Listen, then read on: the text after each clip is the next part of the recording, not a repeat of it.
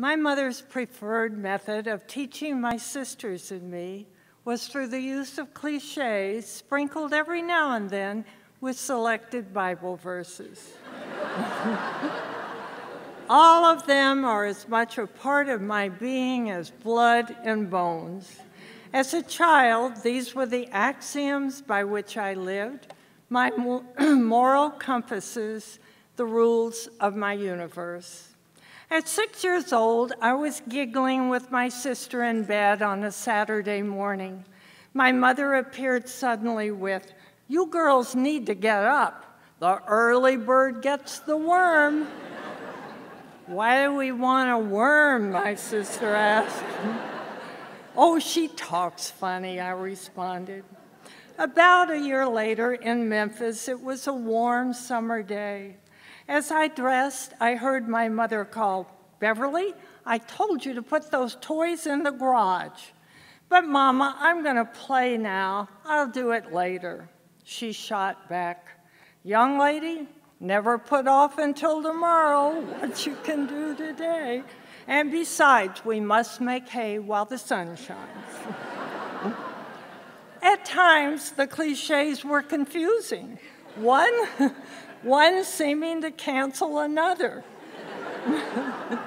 In second grade, I remember running home from school and bursting forth with, Mama, the teacher chose my painting for the all-school art show. If my painting gets the most votes, I could win free art lessons for the summer and become a famous painter." My mother calmly replied, "Beverly, don't count your chickens before they hatch. And remember, pride cometh before a fall." I won the free art lessons. Upon hearing the news, my mother said, "You should be very proud and call grandmother and tell her, if you don't blow your own horn, no one will blow it for you."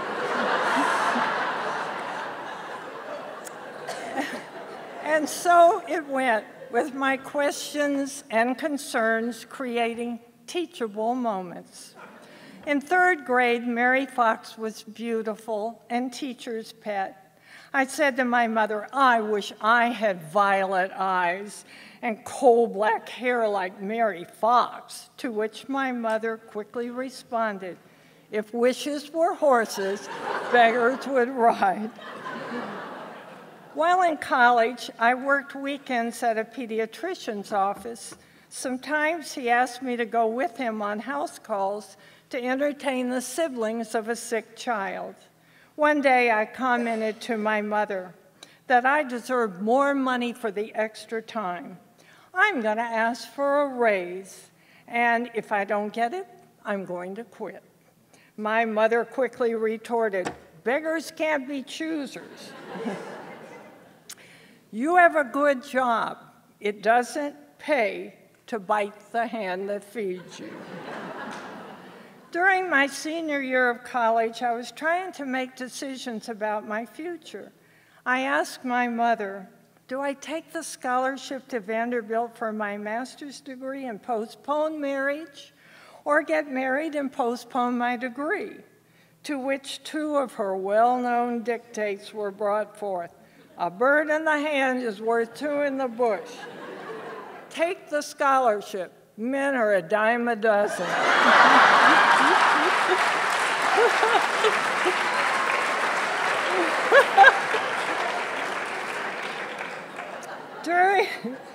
During the 1960s, when I was married and had 2 children, I announced to my mother that I planned to register black voters in Mississippi.